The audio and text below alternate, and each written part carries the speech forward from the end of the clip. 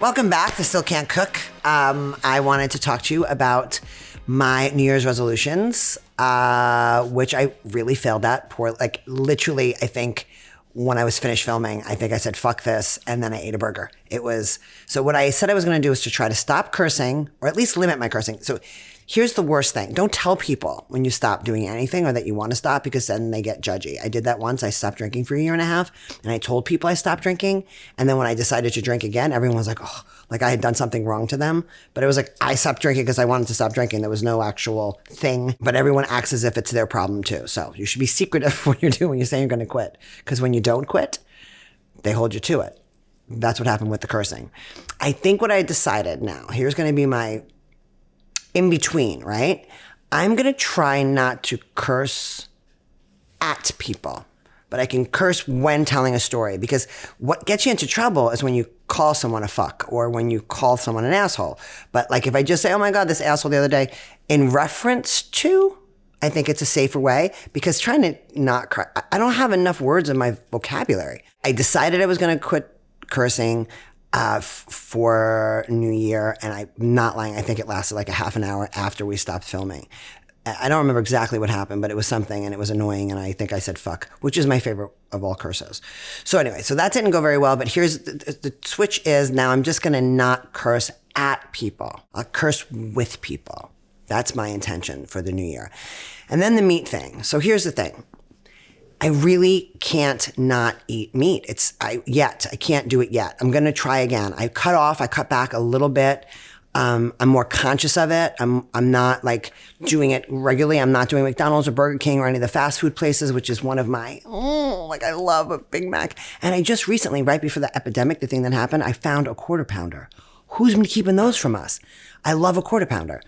Anyway, so I'm not ordering Quarter Pounders and I'm not ordering fast food, but I did have, I think I had steak, maybe. I had some kind of meat right away. And I forgot, like, while I was eating, I was like, I don't do this anymore. Fuck. I don't curse and I don't eat meat. So I failed at both.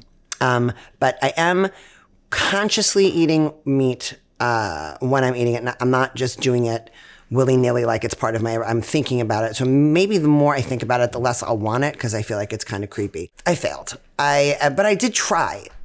A little bit. I didn't really try it all. I didn't try it all with the cursing. The meat I tried.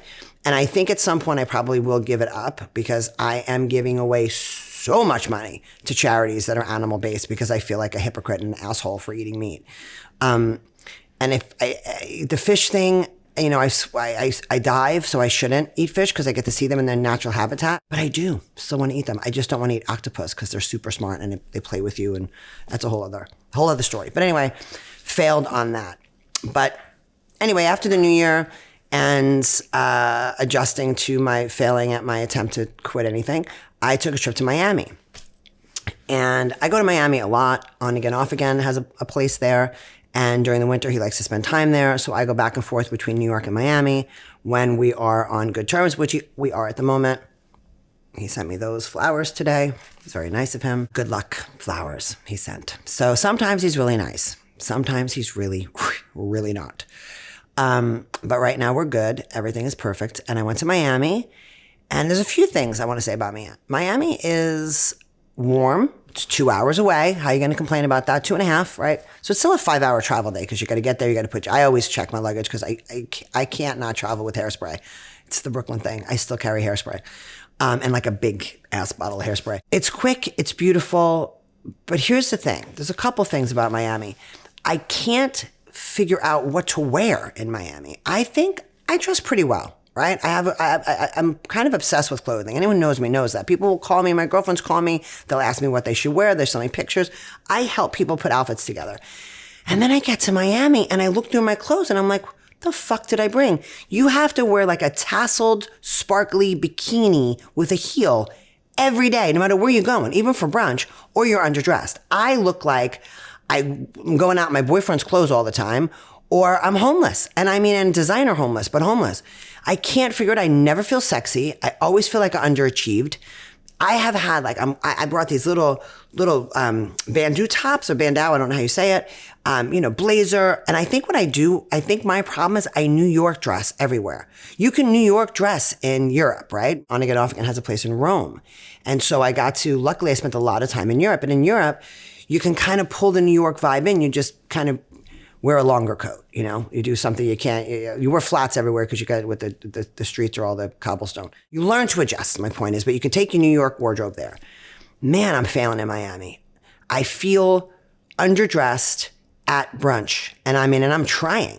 I was doing linens for a long time, lots of linen, but then it's like, what am I doing with linen? I'm not on a fucking island. I'm in Miami. I got to figure out how to pull that off because he's still there and I'll probably go back and I need to feel cute and it's really impossible. It's almost like the bar is so high. Everyone's bodies are fucking bananas. And even if they're not bananas, the girls who are a little bit, out of shape, big asses, big boobies, they're still half naked all the time. They look great. Everyone's comfortable being half naked. And I'm walking around in a man's suit thinking it looks cute. Anyway, I got to work on the Miami wardrobe. But one thing that I want to talk about Miami that happened that is a really funny story. So when On Again and Off Again and I broke up for the full year, right? We started seeing each other again just about this time last year. And one of my rules was like, if we're going to see each other again, we're going to date. It's going to be like we're dating. I'm not going to go back to your apartment, the place I was banished from, which is a whole thing, getting banished from anywhere. He banished me. So I said, if you want to see me, then we're going to have to go to hotels. It's going to have to be sexy. It's going to be like dating. So that's what we did. And it was fun. We stayed at all the hotels in Miami. But there was this one time. So I have a dog, Oliver. And when I got the dog, they told me that if you're going to have your dog do like regular sitting, stay, all the normal things a dog does, you give it a biscuit or whatever the treat would be. But when it does something fabulous, like poo-poos or pee-pees outside, I call it a poopy doopy and a peepee deepy. When he does those things, since he's a puppy, he gets peanut butter, a little spoonful of peanut butter. When he comes home from a walk, he will go directly to the peanut butter and he will bark for peanut butter and he will get his little 3 spoonfuls of peanut butter. I have a beautiful display now. I used to have the peanut butter cans around my house. Now I have a display. I have a doggy peanut butter that's mixed with some honey. It's fabulous. Fast forward. I'm in Miami. I'm at a hotel. I forgot the peanut butter. So I don't think anything of it because I'm not that demented. And I call down to Soho House at the time. That's where I was staying. I called down and asked them if they would bring me peanut butter I can't even tell the story, to the room. And they're like, no problem. So I take a shower and I get out of the shower, knock on the door. I answer the shower. I answer the door in a robe. Oliver's on the bed. And I open the door, I go, do you have the peanut butter? as it came out of my mouth, I was like, oh my God. I'm like, no. We give him peanut butter when he goes poop. And the guy didn't speak very much English. Is another thing at Miami is I need to learn Spanish. But this man stood there and he was like, we don't carry peanut butter. And it's, I guess because people are allergic to it, they can't carry it.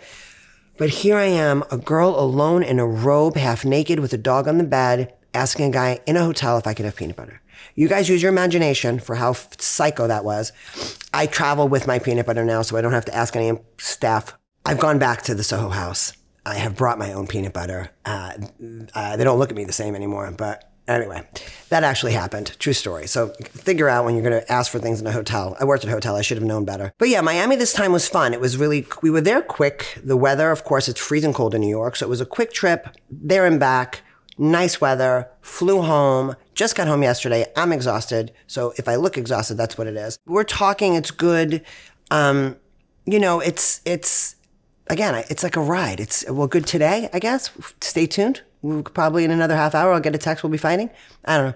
It's just the way of the world.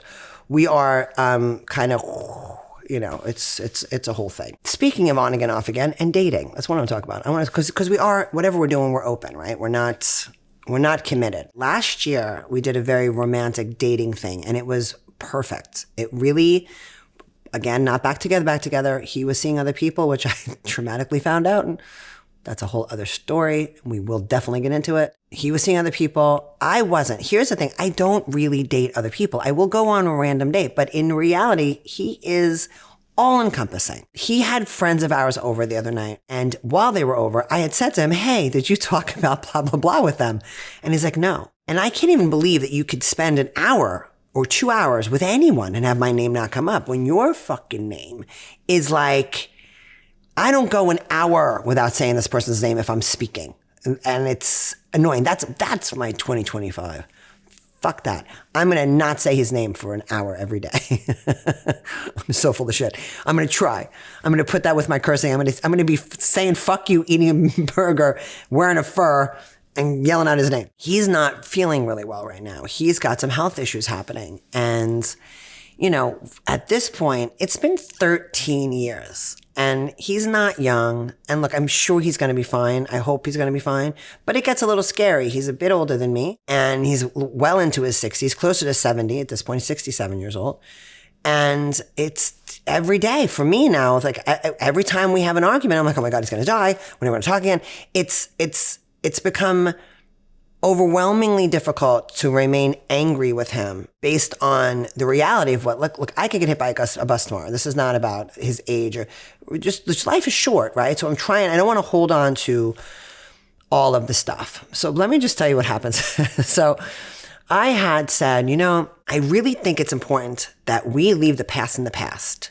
It's almost like another New Year's resolution, but it was just him and I having a conversation. I'm like, why don't we do this? Like, can we just stop beating up the same topics? Because if we still are arguing about the same thing we argued about when we were a couple, what the fuck? What fun is this? And if it's not working, what are we doing? Right? If you're not happy and I'm not happy, but we've already said like, we'll be there for the big stuff, then let's stop doing the little stuff together. If you're not happy, I'm not happy. But the reality is I'm actually happy. Something about, I'm addicted to the roller coaster. That's what I know. I don't want basic. I don't want easy. If I did, I'd have it, right?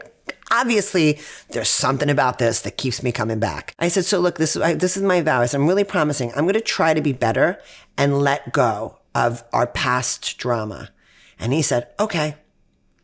And he got up and he proceeded to walk. I go, and so what are you going to do? And he's like, I'm not going to do anything. I'm like, what do you mean? He's like, well, I don't have to do anything just because you're doing something. Okay. You don't have to, right? You don't have to do anything. Like, I don't have to not fucking choke you right now, right? I don't have to not to choke you, but I'm going to choose not to choke you. Can you choose to do something kind in return to my kindness? Yeah, fuck. He's like, no, this is so him. I don't get told what to do. So what was a beautiful night. We had a crab dinner. We watched television. We were just chilling because he's not feeling well. So we're doing everything indoors. He's got a beautiful terrace. We sat on the terrace. We had wine. I had wine. Maybe that's why I wanted to choke him. When I have white wine, I want to... He proceeds to tell me he agrees with me that I need to work on myself. And he's not going to work on anything. So I have to take a Zen moment. I listen to nightly meditations now on YouTube. Every single night when I go to bed, I have pink noise on my Alexa, and I have my YouTube affirmations overnight while you sleep. So I have to wake up in a positive mood. That's what it's come down to. That's how much he drives me fucking bananas. This isn't my normal life doing this to me. This is him. You can go a fucking whole night with your friends and not mention my name. Interesting juxtaposition between you and me. Decided I'm going to take a second. I'm going to zen out. Take a minute and I go back and I said, can we just have a conversation? Oh, you in these conversations? Yes, me in these conversations. I know it's weird to not want to just sit and stare at television and watch CNN for 8 fucking hours in silence until you possibly want to fool around for 2 seconds. But I kind of want to talk. I have things I want to talk to you about, life experiences. I don't know. I fucking talk a lot. I hate conversations. Okay, let's not have a conversation. Let's have a quick chat. What are you willing to change? What are you willing to do to make this better? Because we both need to take part in making this better. It's not, look, we're not even, you get what I'm saying? We're not in a relationship, we are in a relationship, but we're not looking to get married. He's not the only one. I don't have to be his only one. We both agree and we keep that separate. We don't talk about it. Sexually speaking, I don't know. He doesn't know. We don't really, but if we're going to spend this time together, let's at least like each other sometimes. Just a little bit. We're just like the 2 fucking old men in the Muppets. You know those 2 old men that sit up and don't like... We're not just griping about everyone else. We're just griping at each other now. That's what we got to. So I'm like, if this is who we are, then let's just be the old men and the Muppets and let's stop all the other stuff. But I want to be nice, happy people. I want to be Kermit and Miss Piggy on a bicycle. That's what I want to be. Because you get to see his knees, which I fucking love. And they want to kill each other too, but they're in love. So I want to be Kermit and Miss Piggy and find moments in this that we both enjoy in each other. And finally, I think 4 hours into then he tells me I beat a horse. You beat a horse. I beat a horse because, if I have to re-explain and explain and re-explain, I explain myself so often to try to get to a place where he gets it that I'm sick of my own fucking voice. But how about this? How about when I go, this is what I'm willing to do. What are you willing to do? You just say something. Kind. We ended up making up. It was fine. I got the roses today because he likes me again. But the best time for me with this person, more than any other person, is the easy moments. The silly moments of a bagel in bed, watching Forged in Fire, a glass of wine on the terrace, talking about life, and he's very into politics and what's happening politically. And we got to have a few of those this time. So it was a very nice time. And I did go because he's not feeling well. And I will always be there when he's not feeling. I'll be there whenever he needs me. But man alive, does he make communication difficult. Oof. It is. I don't know. It has been so long since I gave a shit what another man said that maybe they all are like this. But this particular one, wow, it's a lot.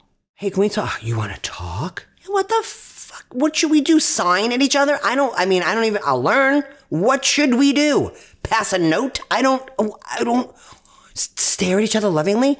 What the fuck are we supposed to do? You and your conversations. Someone told me, someone who doesn't know how to communicate thinks everything's an argument. And man, have I used that. I'm like, you know what that is? He's like, you tell me I don't, because you know how to communicate. If you did, you can talk. I think he's got to the place where he's just comfortable, where he thinks it's okay to sit and stare at CNN when I arrive and I haven't seen you in a week. And he goes, hi, so glad you're here.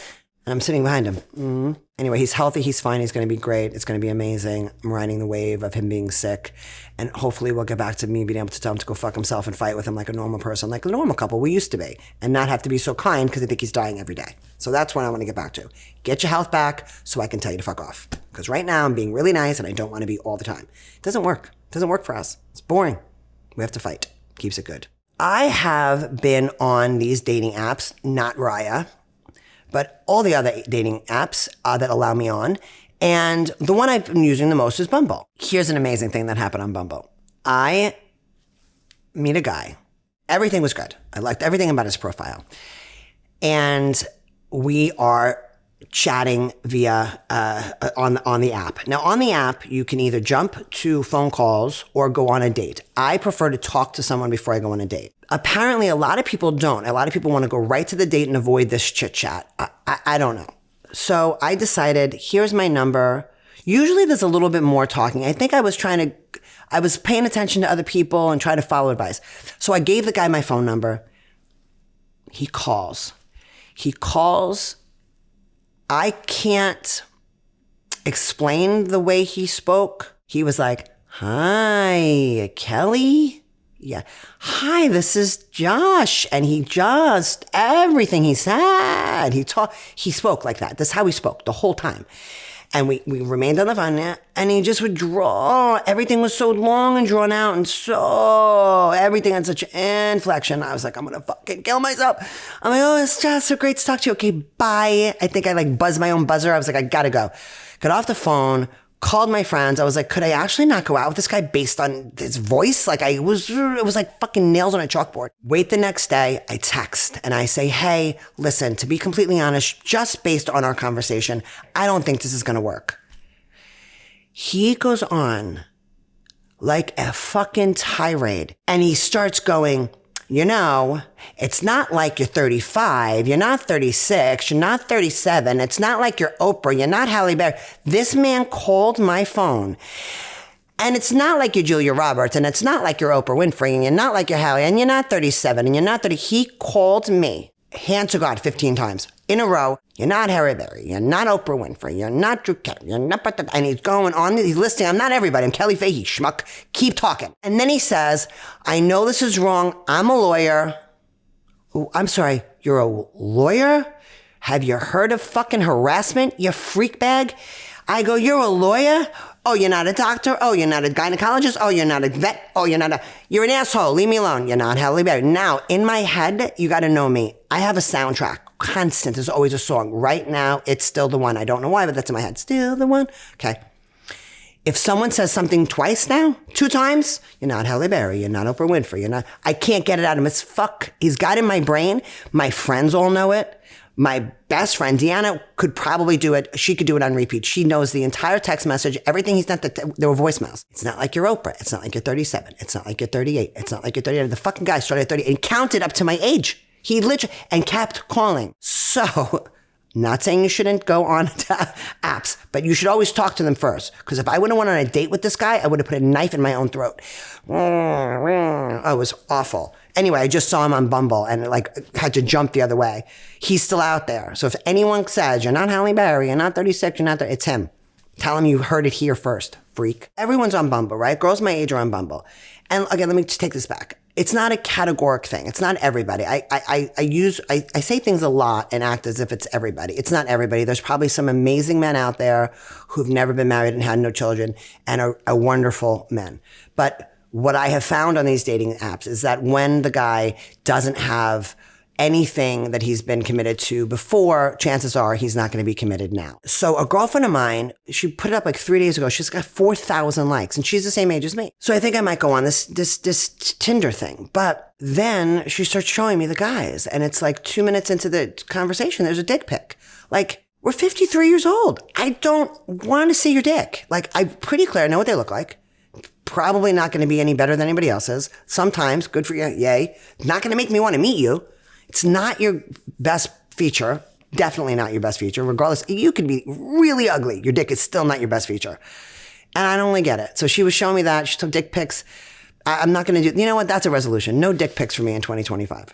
So I don't get them often anyway. But yeah, I guess that's a thing now on Tinder.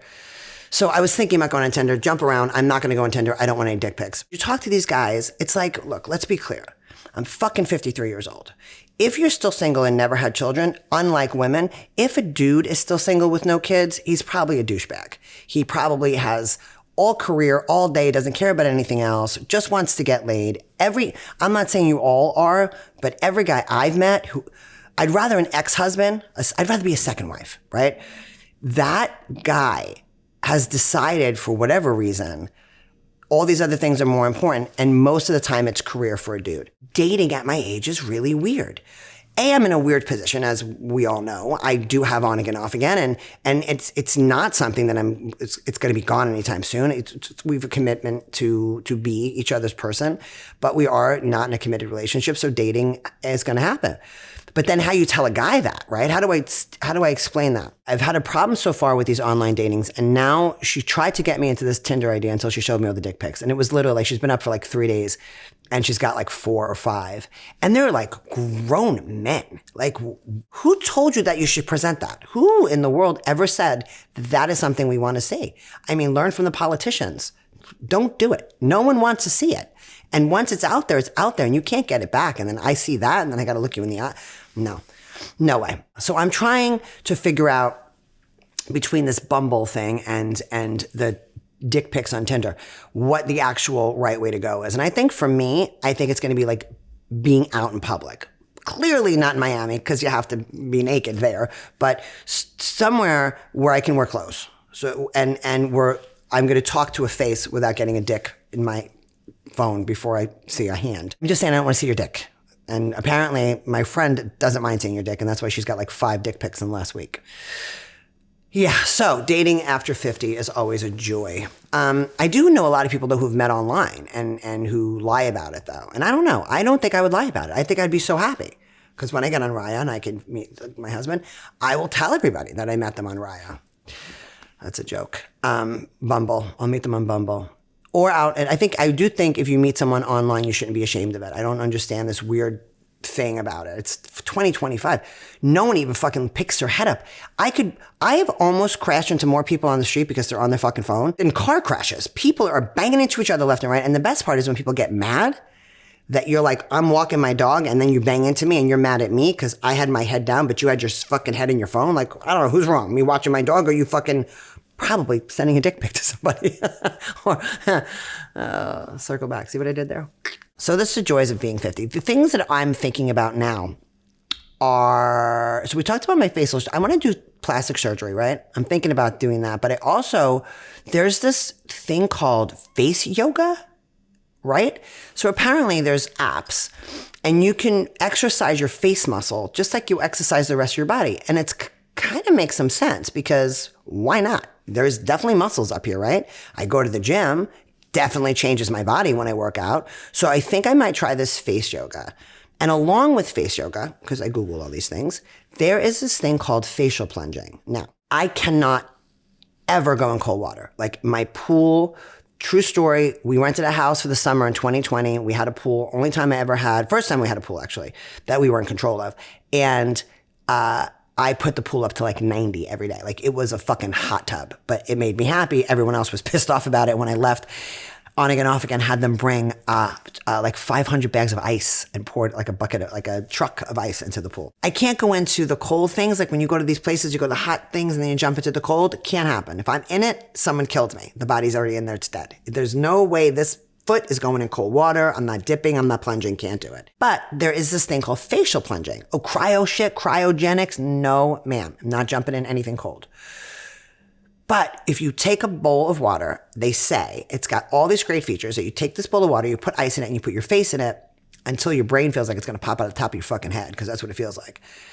It is really good for circulation and for your heart rate, apparently, and something, and whatever. We're suffering, right? Suffer for beauty. So whatever, got to do something. If it hurts, it's working. So I've been doing this and I do feel more energetic, but I don't know if it's because I feel like I just almost died. And so I feel better afterwards, like that burst of like, oh my God, I survived that. But like I almost killed myself kind of with my face in a fucking bowl of freezing cold water. But you hold yourself in there and you blow bubbles out if you can, which is sometimes hard for me because you're so fucking cold, you can't know what to do. But then all of a sudden this starts to freeze up and then you know you're ready to stop. So you do it 3 times and then it's supposed to change your mood. And I say it definitely changes your mood. But then I'm telling you, I don't know if it's because like, wow, that was almost a death. Or is it like, wow, this is I feel rejuvenating. Like this feels great. I don't know. I don't know if it's like fight or flight. Like now I'm great because I survived it. Or if it's like, that was just the best thing and my body's activated and all my pores are gone, whatever. Whatever it is, I've been doing it. I think it might be working. It's definitely making me in a better mood. But I'm going to probably marry the plunging into the face yoga. And you guys have to tell me if you see the difference. We'll do before and afters. This is the before. And we'll catch it after 6 months from now. But I think I'm going to do that before I do any cutting. I'm going to continue with the needles under this and all the other stuff. But I think before I do an actual procedure, I'm going to try to see if I have just been lazy-faced.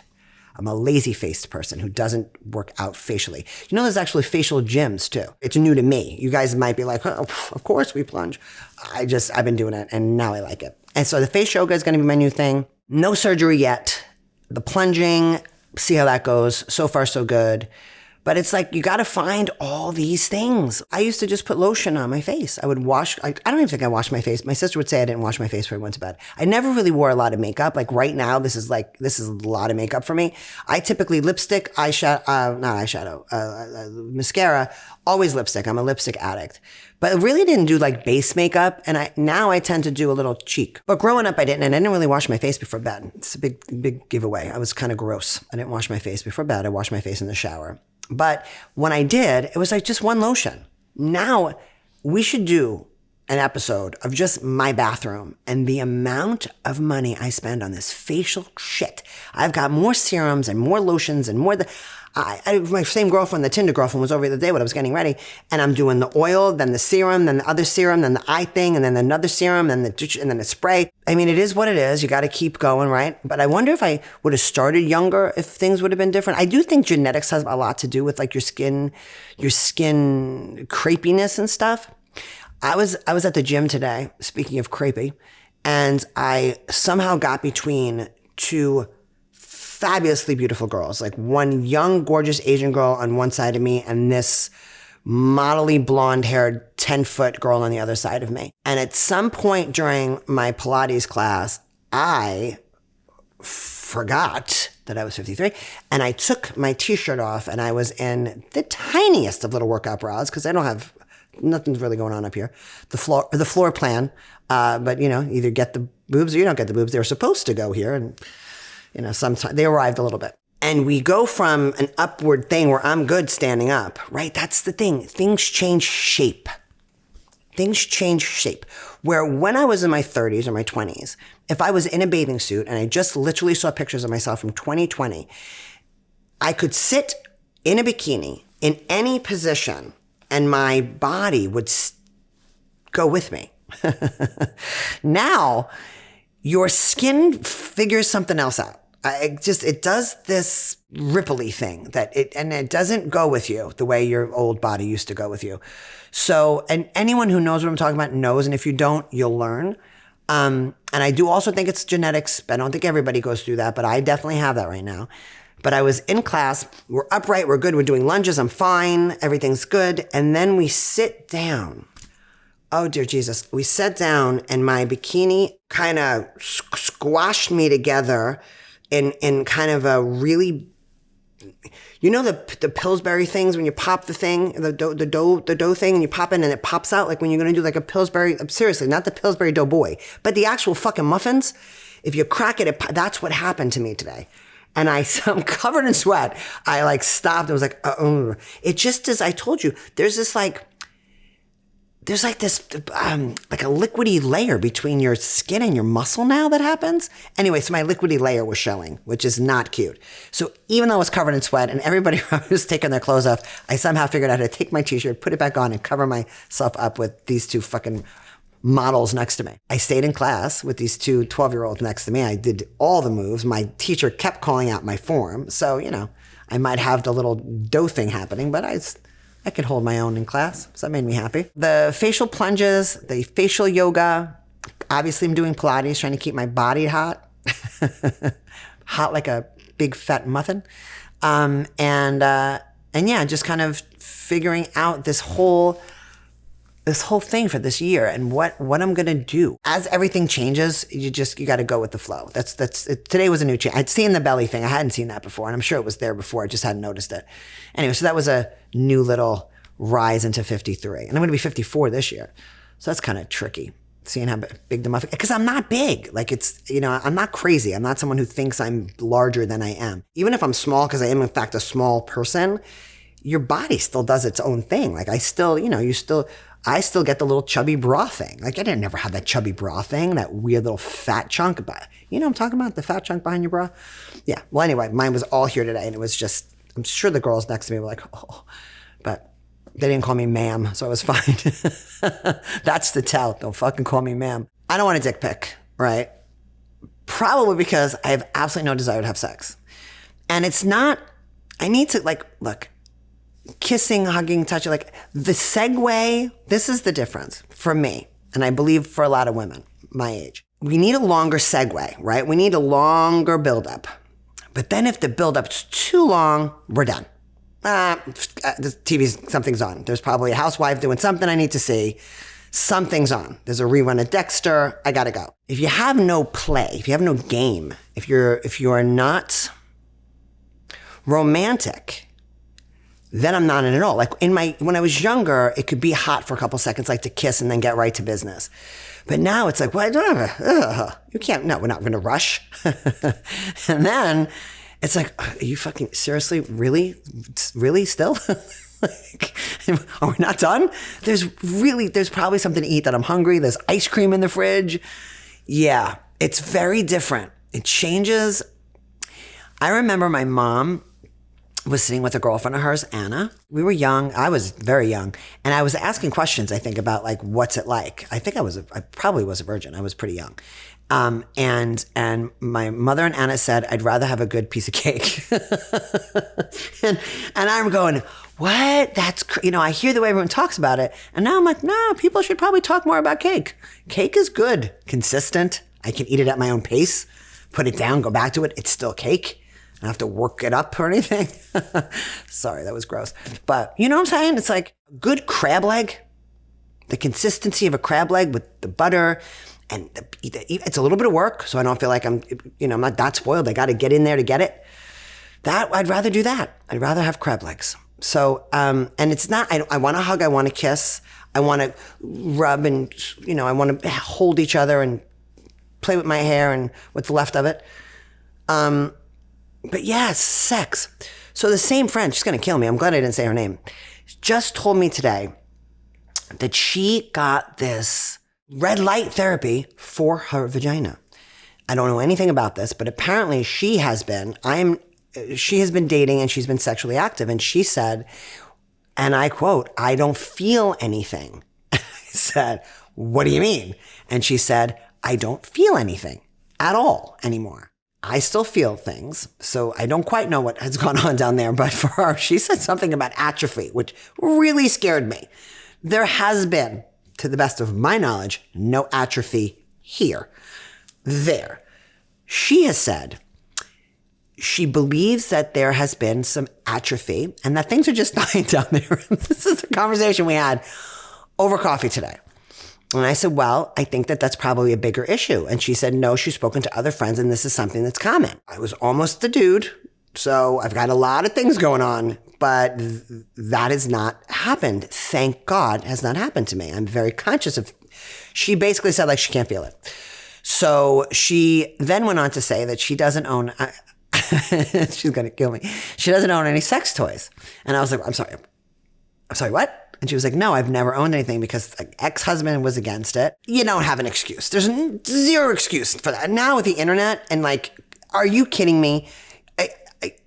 Get a sex toy. Like get something.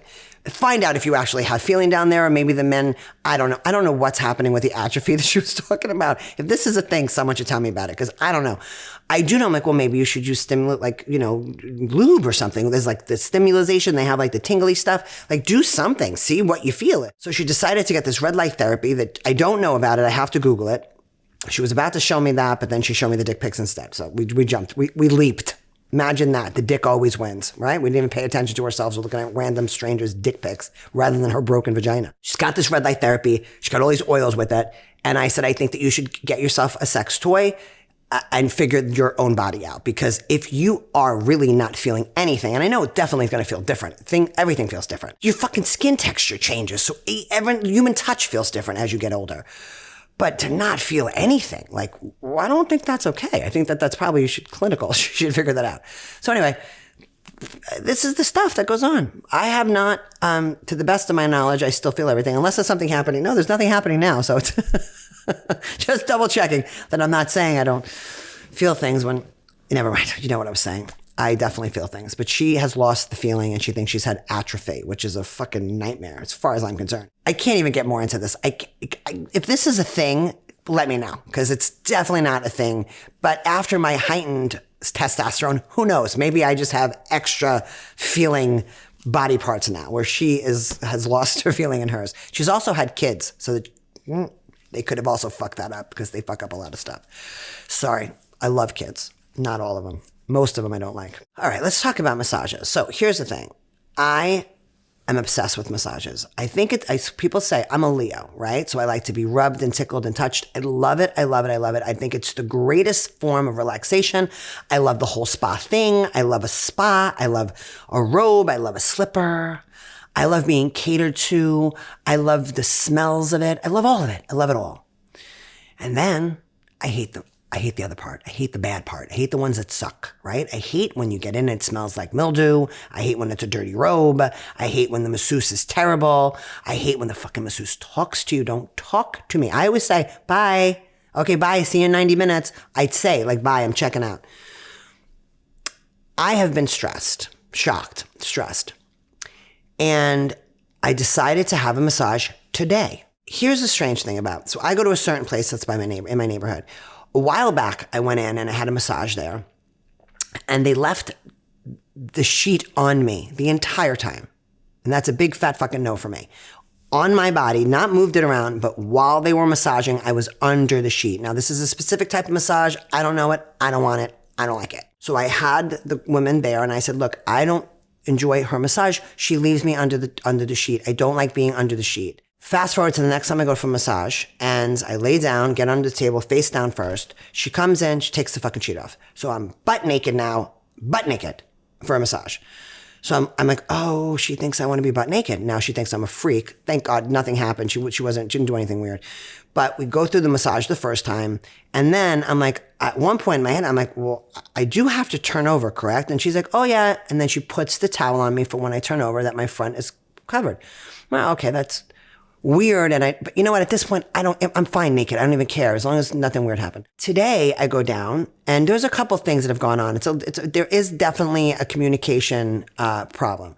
So I go down today. I call first and I go down and she's apologizing because there was a situation last time. My credit card didn't work. They called me like I was fucking moving to Iraq or something and they're not going to get in touch with me. It was crazy. It's like, I live upstairs. I'll be right back down. Give me a fucking break. Call me 300 times for $200. And I don't know if she was mad at me. I don't quite know what happened, but she starts the massage. She takes it down, totally naked again on the table. And I said, and this is true, I was like, I just came from working out. So I'm like, I don't know how naked I want to be right now. Like, I'm not quite sure what parts of my body I need all exposure at the moment, or you need it because I just came from the gym. But all right, this is your bag, not mine. She beat the shit out of me. Like, literally, I was saying, ow, and she was giggling. Like, she was like, oh, no, Kelley, you fine. No, I'm not fine. I'm not fine at all. You're literally about to fucking snap my body in half. She did this weird thing where I can't. So I'm laying flat, right? I'm flat. She took underneath my thigh and then put one hand on my chest, my back and and she basically twisted, like she wrung me out. Like I was like a towel. And I think things cracked. Anyway, just so you know, I'm in so much pain right now that every little thing, she broke me. So things are broken now. So I don't know if I'm ever going to heal, but she did some things. And the whole time I'm naked. It's like such a vulnerable thing to be completely naked with a stranger and I'm trying to tell her, no, really, that hurts. And she's laughing at me. She said, you're very stressed. I'm like, no. And I'm even more stressed now because I'm naked and you're pretty much killing me on the table.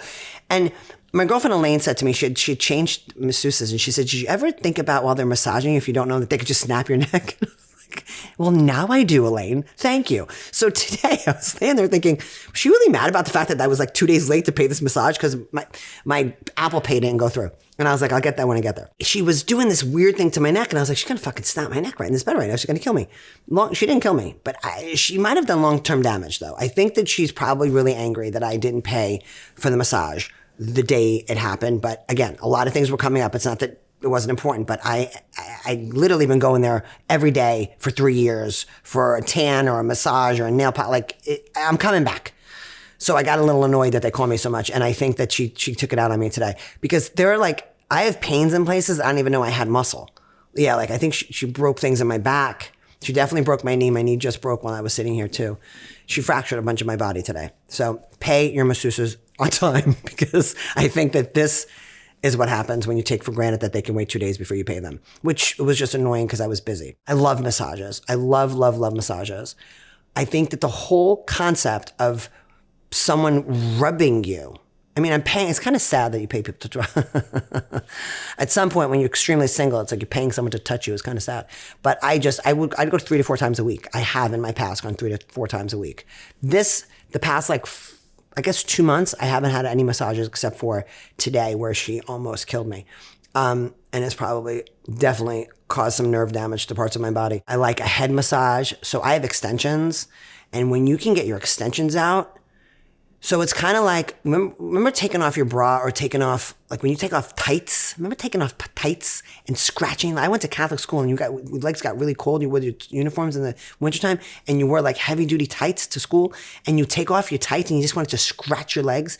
That kind of free skin thing. Like when you take your bra off, if you've had big boobs. With me, it doesn't make a difference. But if you have big boobs, I hear you take your bra off and you feel like, free. When you take your extensions out, you feel like your scalp is free. And when you get that head massage on an empty massaged, like an empty skull doesn't have any extensions on it, because I have the tape-ins. I used to do the beads. Oof, those fucking break and rip your hair out. I got a lot of head trauma. It's a lot of hair problems happening. But anyway, when I just recently had my extensions redone, that naked head massage is just one of the greatest things in the world. I love a foot massage. I love reflexology on the feet.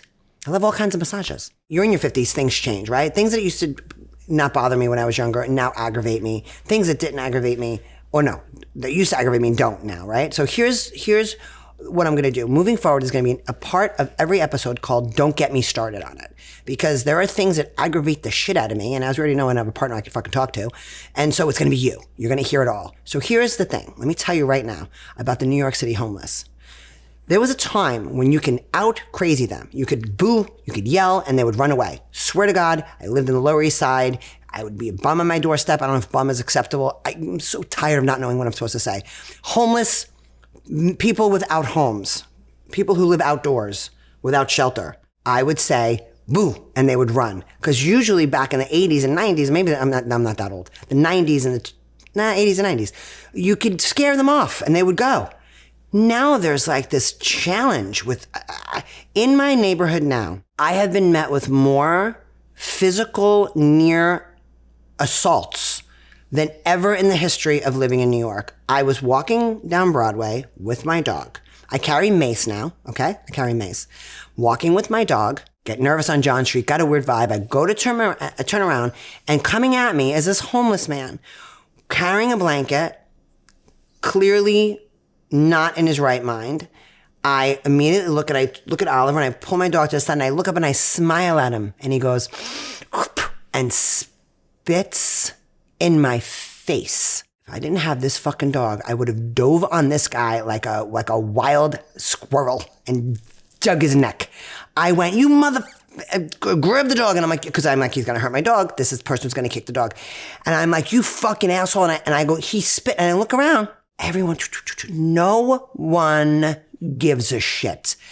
Let me tell you something about the difference between the city and Brooklyn, Jersey. If I was in Brooklyn and I was walking, a woman, me, a dog, myself, walking, and a man, grown man, spit in my face, men would jump on him. Brooklyn dudes would be like, what the fuck? People would step in. In the city, these people coming and going with their heads up their asses, caring about what's next and on their TikToks or whatever the fuck they were doing. No one cared. And I would have literally gone like a mad squirrel on him if I didn't have this dog spit on me, you fucking skank. Meanwhile, do you know the truth? I would have gone home and got that little guy a blanket. I would have been like, because it was cold out. And I have blankets in my house, and I keep saying, I want to give one of these people a blanket. But you know what? You fucking psychos, you yell and scream at me when I say hi. You can't have my blanket if you're going to spit in my face. You fuck. I was walking on 55th and 7th in the train station with Deanna. My girlfriend Deanna has been the victim of random acts of violence our entire lives. If there's someone punching, she's getting hit. If there's a crazy spitter, she's getting spit on. She's got punched in her face on Halloween. She's got attacked. She's been assaulted, all the things. I don't get any of the things. I don't know why people don't want to beat me up, but they don't attack me. Bum who spit on me, fuck you.